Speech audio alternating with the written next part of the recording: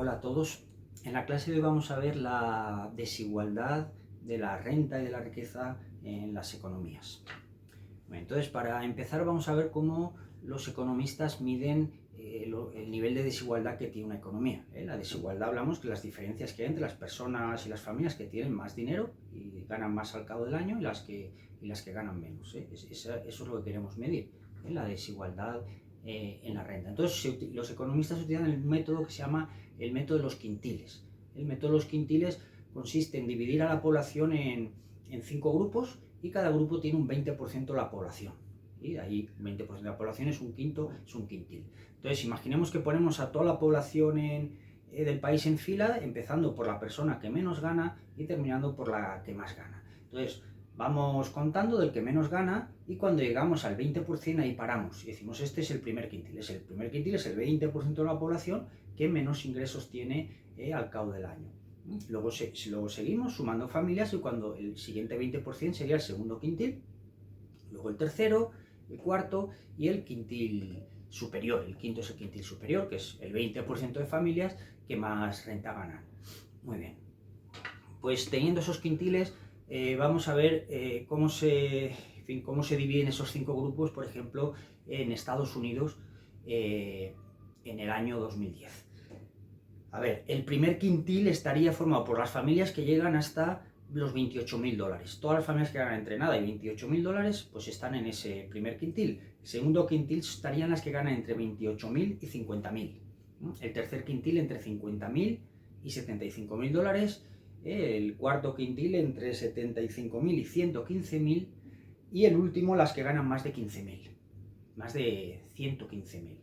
El 20% de familias que ganan más de 115.000 sería el quinto quintil o quintil superior. Y luego, si cogiéramos las familias que ganan, el 5% solo de las familias que más ganan, pues son aquellas que ganan más de $200.000 al año.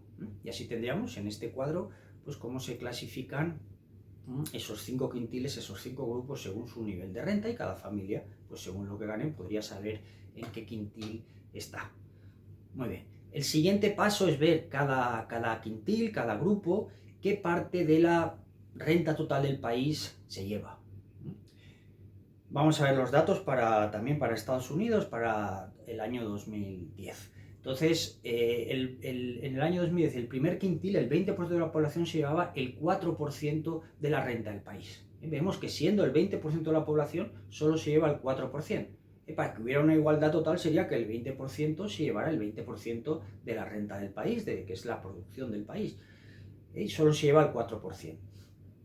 El segundo quintil se lleva el 9,6%, siendo el 20% de las familias, se llevan pues, casi el 10% de la riqueza y la renta del país. El tercer quintil el 15%, el cuarto quintil sube al 23%, ¿veis? Cada quintil es lógico que se lleve un trozo más de la renta del país, más grande, porque pasamos al 20% de la población con más renta.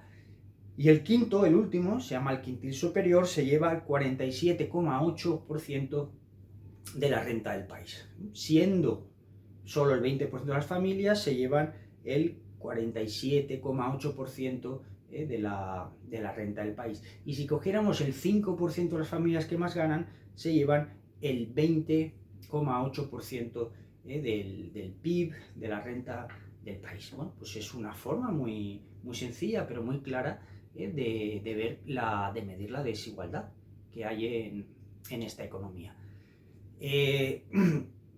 Una forma para comparar entre países es coger el índice, el quintil superior y dividirlo por el quintil inferior y tendríamos un índice de desigualdad. Entonces, si vemos entre países, hay países con un índice de desigualdad bastante bajo, en la comparación internacional sería Japón, está con 4,5.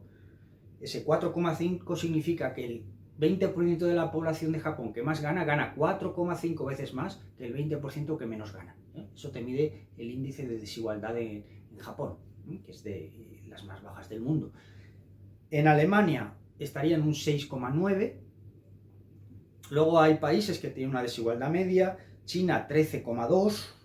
Estados Unidos 15,9. ya va subiendo, y países con un índice de desigualdad muy alto, México 21, Sudáfrica está en 35 y Brasil 40, es decir, que 20% de la población de Brasil que más gana, el quintil superior, gana 40 veces más que el quintil inferior, pues la población que más pobre, que menos renta gana. Muy bien, el siguiente paso es ver la evolución de esta desigualdad a lo largo del tiempo. Entonces, en el siguiente cuadro vemos datos para Estados Unidos desde el año 35 hasta el año 2010. Entonces, vamos a ver cómo evoluciona. Si cogemos el quintil inferior, vemos que en el año 35 está en 4,1.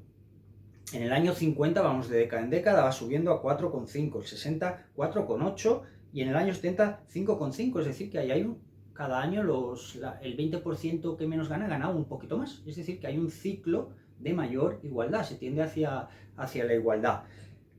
Pero a partir del año 70 vemos que en el año 80 baja a 5,2, 90 baja a 4,6, en el año 2000 a 4,3 y en el año 2010 a 4. Es decir, que a partir de los años 70 la desigualdad cada década va aumentando un poquito más. ¿Sí? La parte, el 20% que menos gana cada vez un poquito menos de la renta. Si nos vamos al quintil superior, al quinto, vemos que en el año 35 tenía el 51,7%, en el año 50 baja al 42,7%, en el año 60 41,3% y en el año 70 40,9%. Luego, cada década también, la parte que más renta tenía va teniendo un poquito menos. Luego tenemos aquí un ciclo de mayor igualdad. O sea, se tendía hacia una mayor igualdad, pero a partir de los años 70 vemos que en los 80 sube a 41,5, en los 90 44,3, en el año 2000 47,4 y en el año 2010 47,8. Es decir, que cada década, a partir de los años 70, el quintil superior, el 20% de las familias más ricas del país, van teniendo una parte mayor de la renta del país. Luego la conclusión es que hay desde los años, en fin, desde el principio del siglo XX hasta los años 60, hay un ciclo de mayor igualdad, ¿no? Un ciclo en el que de cada década se va hacia una mayor igualdad y detrás de eso pues están las políticas keynesianas y el nacimiento después de la Segunda Guerra Mundial de seguros sociales en los países. Pero a partir de los años 70 algo ocurre que hay que explicar, que el ciclo es hacia una mayor desigualdad, año a año y de cada década en Estados Unidos, pero que representa a la mayoría de países occidentales, está en un ciclo de mayor desigualdad. Y hay que explicarla. Entonces, entre las explicaciones de este ciclo de desigualdades de los años 70, hay dos muy importantes y dos más pequeñas. Vamos con las dos más importantes que encuentran los economistas. Una causa es la tecnología, es decir, vamos a causas que son fuerzas anónimas que están funcionando día a día, la tecnología. ¿Por qué la tecnología? Bueno, en la economía distinguimos los trabajadores cualificados, en inglés skilled workers, y los no cualificados, unskilled workers. Los trabajadores cualificados que tienen carreras universitarias, ingenieros, ingenieras, médicos, arquitectos, trabajadores con alta cualificación, con sus carreras, su formación, y los trabajadores no cualificados hacen trabajos pues más mecánicos, más sencillos, más monótonos. Pongamos el reponedor de un supermercado, el cajero de un supermercado, pues sería un trabajo de baja cualificación, que hemos visto que muy importantes para la economía. No es que sean menos importantes, pero requieren menos cualificación simplemente, menos años de estudio, menos preparación, menos formación. Muy bien, entonces, ¿qué tiene que ver esto con la tecnología y la desigualdad? Pues tiene que ver que la tecnología está favoreciendo que los trabajadores cualificados, los skilled workers, tengan una mayor productividad, es decir, que produzcan más por cada hora de trabajo, por cada día, por cada semana o por cada mes. Es decir, que su trabajo, trabajando en las mismas horas, produzca mucho más y por lo tanto reciban mayores sueldos y mayores compensaciones. En cambio, los trabajadores sin cualificación, la tecnología no les favorece, hace que sus trabajos puedan ser un poco mejores, pero no multiplica tanto su productividad. La productividad es lo que se produce por cada hora de trabajo. Es decir, que la tecnología pues a una médico le puede permitir ser más productiva, atender más rápido a los pacientes o incluso atender por internet, con la cámara, es decir, le permite multiplicar su productividad. En cambio, a un reponedor de supermercado, pues, la tecnología es que no le cambia mucho su trabajo.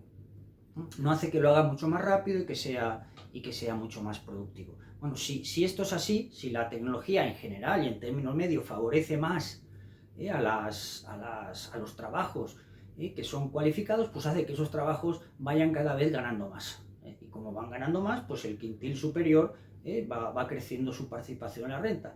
Y los trabajadores no cualificados que están en el quintil inferior, pues van bajando su participación en la renta. Veis que esto si es así, es una fuerza anónima, anónima pues la tecnología, que tiene una consecuencia pues ahí más invisible, que sería este cambio, estas consecuencias sobre la mayor desigualdad. La segunda gran causa tiene que ver con el comercio internacional. Desde los años 70 también hay mucho mayor comercio entre países, en el contexto de la globalización.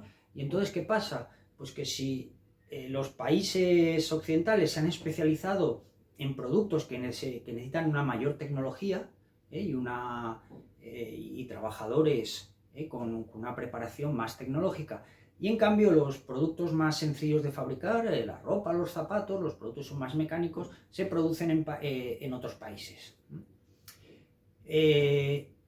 Entonces, ¿qué ocurre? Que en los países occidentales, europeos y Estados Unidos, estamos centrándonos en estos países.